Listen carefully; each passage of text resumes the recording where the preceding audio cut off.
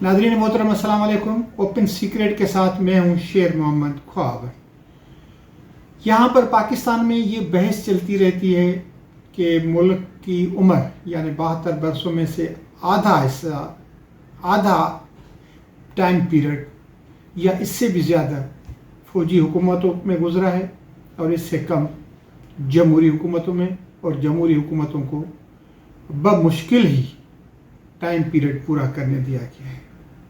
बाज़ लोगों का ये ख्याल है कि फ़ौज को इक़्तिदार में आने की दावत खुद सियासतदान देते हैं। सियासतदान उस सिलसिले में जब फ़ौज से रब्ता करते हैं तो एक्शन में आती है, वरना फ़ौज तो अपनी ज़िम्मेदारियाँ निभाने में पूरी होती है। वो सरहदों की हिफाजत के लिए है और सरहदों की हिफाजत एहसन तरीके से कर रही है। ये बातें आज मैं आपके साथ शेयर कर रहा हूँ मरियम नवाज़ के हवाले से, लेकिन इससे पहले आपसे गुजारिश ये है कि अगर आपने अपने अपील टीवी चैनल को सब्सक्राइब कर दिया है तो आपका बहुत बहुत शुक्रिया। अगर नहीं किया तो चैनल को सब्सक्राइब करें, लाइक करें, शेयर करें, बेल के बटन को टच करें ताकि जो भी हमारी नई वीडियो आती रहे, वीडियो क्लिप आती रहे, वो आप तक उसका नोटिफिकेशन पहुंचाते रहे।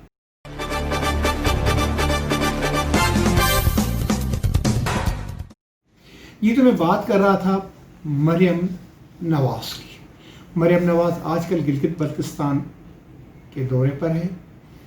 पाकिस्तान पीपल्स पार्टी के रहनुमा बिलावल भुट्टो जरदारी भी गिलगित बल्तिस्तान में है। हुकूमत की जानिब से भी मुराद सईद और अली अमीन गंडापुर गिलगित बल्तिस्तान में हैं। गिलगित बल्तिस्तान में ही मरियम नवाज़ और बिलावल भुट्टो की 1-on-1 मुलाकात भी हुई है। उन्होंने चहलकदमी भी की है, मुल्क की हालात के ऊपर तबसरा भी किया है और गिलगित बल्तिस्तान के हवाले से बातें भी की हैं। ये एहसन इक़दाम है जमहूरियत के हवाले से, मुल्क के मुस्तकबिल के हवाले से, गिलगित बल्तिस्तान के हवाले से। लेकिन इन्हीं दिनों में जब 19 अक्टूबर के वाक़े के हवाले से जो सिंध में एक वाक़या पेश आया आईजी पुलिस मुश्ताक महर के साथ, उनके हवाले से जब चंद दिन कबल ISPR की जानिब से रिपोर्ट आई कि वाक़े में मुलविस रेंजर्स और ISI के एहलकार को मुलाजमतों से मुअत्तल कर दिया गया है और मज़ीद वाक़े की तफ्तीश GHQ के हवाले कर दी गई है, वही इनके मुस्तकबिल का फ़ैसला वहीं पर ही होगा, GHQ में होगा। बिलावल भुट्टो उस वक्त भी गिलगित बल्तिस्तान में थे जिन्होंने इस बात को तस्लीम किया, इसको सराहा और इसकी तारीफ़ की, फ़ौज के इस इक़दाम को एहसन करार दिया और उन्होंने कहा कि इसी से इदारों का वक़ार बहाल हुआ है। उसी वक्त इलाज के गरज से जाने वाले नवाज़ शरीफ ने लंदन से एक ट्वीट किया जिसमें इस रिपोर्ट को रिजेक्ट कर दिया गया। रिजेक्टेड के लफ्ज़ लिखे गए और सियासी तज्ज़ियाकारों ने कहा है कि जिस वक्त डॉन लीक्स के हवाले से हुकूमत ने अपनी रिपोर्ट दी थी तो उस वक्त ISPR के सरबराह जनरल गफूर ने भी रिजेक्टेड के लफ्ज़ इस्तेमाल किए थे। ये उनसे बदला लिया गया है। ऐसा नहीं होना चाहिए। इदारे हमारे हैं, हमारे इदारों के साथ इस किस्म की बात नहीं। हाँ, आपको बात पर एतराज़ था तो आप कहते कि तफ्तीश का दायरा मज़ीद बढ़ा दिया जाए, लेकिन वो तो रही बात अपनी जगह पे। आज मैं हैरान इस बात पर हूँ कि नवाज़ शरीफ जो ये कहते रहे हैं कि उनको निकालने में मौजूदा आर्मी चीफ का हाथ है, और ये बात आज BBC की वेबसाइट पे जो फरहत जावेद साहिबा का मजमून छपा है उसमें भी उन्होंने इस बात को रिपीट किया है, जिसमें मरियम नवाज़ ये कह रही है कि फ़ौज के साथ बात हो सकती है, लेकिन उसके लिए शर्त ये है कि वो इमरान हुकूमत को अपने घर भेजे, इमरान हुकूमत को इक़्तिदार से निकाले। मरियम बीबी, आप मुल्क की एक बड़ी पार्टी की नायब सदर हैं, आप जमहूरियत की बात करती हैं, आप गिलगित बल्तिस्तान में अवाम के वोट लेने गई हैं और आप ये मुतालबा कर रही हैं कि फ़ौज से बात उस सूरत में हो सकती है जब वो मौजूदा हुकूमत को इक़्तिदार में से निकाले। ये बातें आपको कैसे ज़ेब देती हैं? किस बुनियाद पर ये आप फ़ौज को सियासत में घसीटना चाह रही हैं?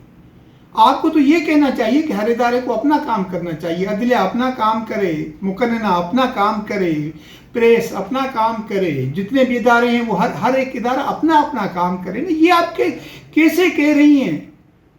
پاکستان کی آرمی جیسے پاکستان کے ایک بہت بڑے ادارے کو آپ کیسے کہہ رہی ہیں کہ وہ وزیر اعظم جو ہیڈ آف دی اسٹیٹ ہے اس کی حکومت کو ختم کر دے؟ یہ کس نے کہا ہے؟ یہ کیسی سیاسی تربیت ہے آپ کی؟ اور پھر آپ کہہ رہی ہیں کہ فوج کے ساتھ بات ہوگی لیکن عوام کے سامنے؟ ایسا کبھی ہوا ہے؟ عوام کے سامنے کا مطلب کیا ہے؟ شہباز شریف صاحب سے پوچھیں وہ کہاں ملنے چلے جاتے تھے رات کی تاریکیوں میں؟ اب تو یہ اوپن سیکرٹ ہو گیا ہے نا۔ چودھری نثار علی خان انہیں کہاں لے کے جاتے تھے؟ حال ہی میں جو سیاستدانوں کی ملاقاتیں ہوئی ہیں وہ کیسے ہوئی ہیں؟ اور آپ یہ کہہ رہی ہیں کہ عوام کے سامنے ملاقاتیں ہوں گی، لیکن جب آپ سے یہ پوچھا جا رہا ہے کہ کیا آپ موجودہ حکمرانوں سے بات کریں گی تو آپ اس کا تو نفی میں جواب دیتے ہیں، آرمی سے بات کرنے کی حامی بھرتی ہیں اور شرط رکھ دیتی ہیں۔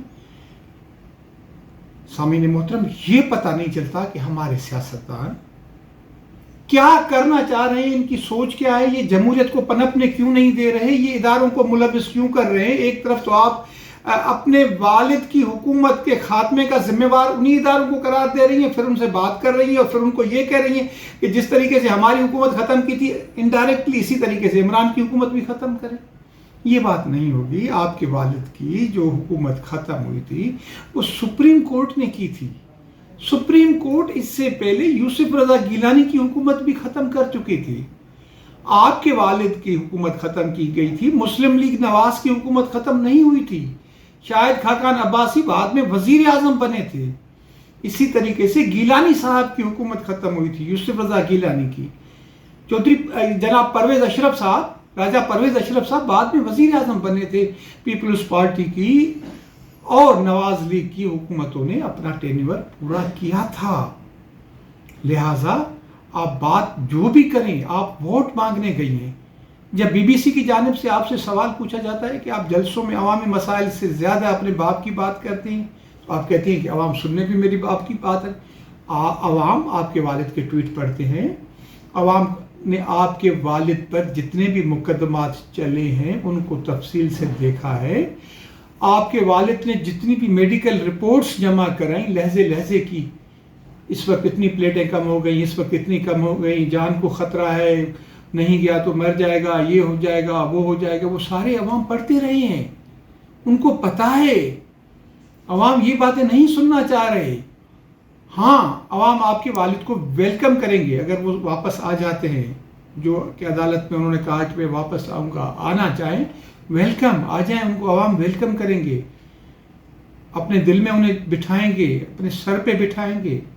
عوام کو پتہ ہے کہ ان کے ساتھ کس کس نے کیا کیا کام کیے ہیں۔ لہذا آپ جو یہ باتیں کر رہی ہیں ایک سیاستدان کی حیثیت سے، ایک جمہوریت کے کارکن کی حیثیت سے، ایک عوامی نمائندے کی حیثیت سے، یہ باتیں آپ کو زیب نہیں دیتی۔ جو باتیں آپ کو کرنی ہیں وہ کرتی رہیں، لیکن خدا کے لیے فوج کو ان باتوں میں مت گھسیٹیں۔ اگلے پروگرام تک اپنے دوست شیر محمد خواور کو اجازت۔ اللہ حافظ۔